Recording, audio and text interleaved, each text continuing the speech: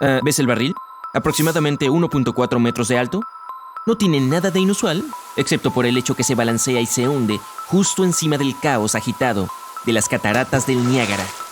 Otro momento o dos, y el barril se precipita sobre el borde y hacia el fondo de la cascada, a más de 52 metros hacia abajo. Lo que no puedes ver es que hay una persona una persona dentro del barril. Annie Edson Taylor nació en una familia con 8 hijos. Su padre era dueño de un molino harinero. Falleció cuando la niña tenía 12 años, pero dejó suficiente dinero para que su familia tuviera una vida cómoda. Entonces, cuando Annie decidió construir una carrera de maestra de escuela, no había nada que le impidiera hacerlo. Incluso obtuvo un título con honores después de terminar un curso de capacitación de 4 años. Mientras estudiaba, conoció a su futuro esposo. Desafortunadamente, su matrimonio no duró mucho. Annie quedó viuda. La mujer pasó décadas de su vida en todo tipo de trabajos como maestra y moviéndose entre diferentes lugares. Años más tarde, terminó en Bay City, Michigan. Quería ser profesora de baile, pero no había escuelas de baile en esa ciudad. No hubo problema, Taylor abrió una propia. En 1900 se trasladó a la ciudad de Sault Ste. Marie para enseñar música. Posteriormente viajó a San Antonio, Texas, e incluso visitó Ciudad de México en busca de trabajo. Cuando este intento falló, regresó a Bay City. Pero todo este viaje, aunque emocionante, la dejó casi sin dinero y con muy pocas pertenencias. Necesitaba encontrar una manera de reforzar su cuenta bancaria para cuando ya no pudiera trabajar. Un día estaba leyendo un artículo de periódico sobre unas personas temerarias que habían estado cabalgando al pie de las cataratas del Niágara. Se le ocurrió una idea. Pensó. ¿Por qué no lo hago mejor y me sumerjo en la cascada? Si sobrevivo, me haré famosa. En verdad, Annie no tenía ninguna duda de que saldría viva de esta aventura. Era una mujer excepcionalmente decidida y optimista. Por eso se puso manos a la obra de inmediato, poniendo en práctica su plan. Annie no fue tan ingenua como para creer que lograría sobrevivir a la caída sin algún tipo de protección. Es por eso que eligió usar un barril de pepinillos hecho a medida. Ella misma diseñó el recipiente. Primero, dibujó un diagrama e hizo un prototipo de cartón. Luego, recogió a mano cada pieza de madera que tenía que usarse para el barril. Una empresa local que producía barriles de bebidas utilizó esta madera para construir el barril. Era un contenedor desigual de 1,5 metros de alto y 1 metro de ancho, hecho de roble blanco y que pesaba cerca de 72 kilogramos. Estaba asegurado por 10 aros de metal anchos. Dentro del barril había un arnés de cuero para evitar que Annie rebotara y un colchón para amortiguar la caída. Se colocó un enorme bloque de metal de 90 kilogramos en la parte inferior del barril. Tenía que servir como lastre, manteniendo el barril en posición vertical. Pronto, todo estuvo listo para el espectáculo. Annie decidió realizarlo en su cumpleaños 63, el 24 de octubre de 1901. Curiosamente, la mujer les dijo a los periodistas que tenía 40 y tantos años. Las personas que se suponía que iban a ayudar a Taylor con su zambullida se mostraron escépticas. Incluso el día en que tenía que realizarse, el evento se pospuso varias veces. Los asistentes tenían miedo que si algo salía mal, ellos serían los culpables.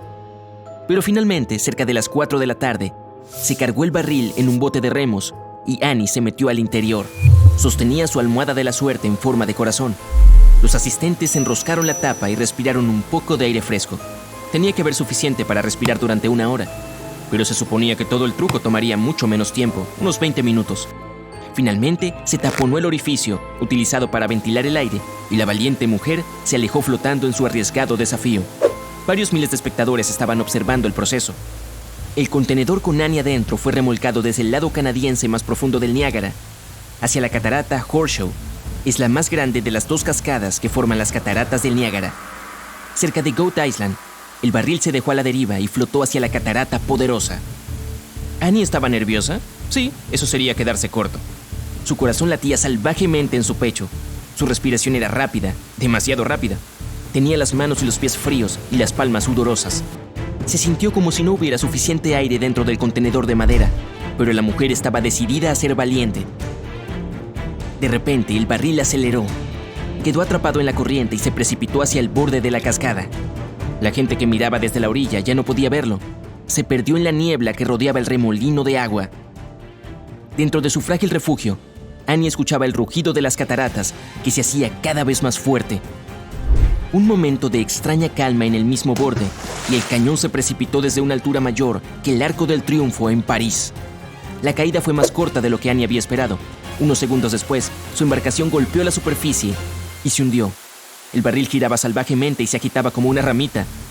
Un momento después, resurgió. El barril estaba intacto, pero el agua ya había comenzado a filtrarse. Después de ir a la deriva río abajo por un tiempo, el barril se detuvo en una roca en el río. Inmediatamente los asistentes de Annie llegaron a su lado. Un grupo de hombres ansiosos rompió la tapa. Annie, mareada, magullada y aferrada a la almohada empapada, los miraba.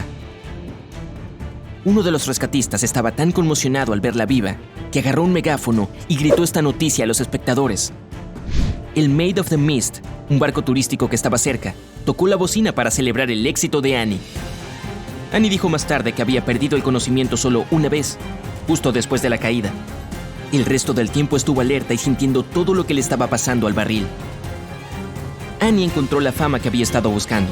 Fue apodada la diosa del agua y obtuvo el estatus de celebridad casi instantáneamente después de su aventura. La gente incluso escribió poemas sobre ella. Lamentablemente, no logró ganar tanto dinero como esperaba, y su fama fue fugaz. Annie escribió sus memorias e iba a vender el libro cerca de las cataratas del Niágara, pero su representante desapareció, habiendo robado su barril. Annie gastó casi todos sus ahorros en detectives privados, tratando de recuperar ese objeto. Había estado planeando usarlo como accesorio mientras pronunciaba discursos públicos. Algún tiempo después, el barril fue visto en Chicago. Pero antes de que Annie pudiera ponerle las manos encima, el barril volvió a desaparecer, esta vez para siempre. Lo único que podía hacer Annie era posar para fotografías en su puesto de souvenirs. También trató de escribir una novela y reconstruir su caída en el cine, pero nunca se mostró en ninguna película. En 1906, la mujer incluso mencionó que podía zambullirse por segunda vez en la cascada, pero nunca sucedió. Varios años después del truco de Annie, tanto las autoridades canadienses como las de Nueva York introdujeron leyes especiales. Se suponía que debían evitar que los tomadores de riesgos siguieran los atrevidos pasos de la maestra de escuela. No impidió que la gente lo intentara y se enfrentara a enormes multas. Bueno, al menos fue más divertido que un barril de monos.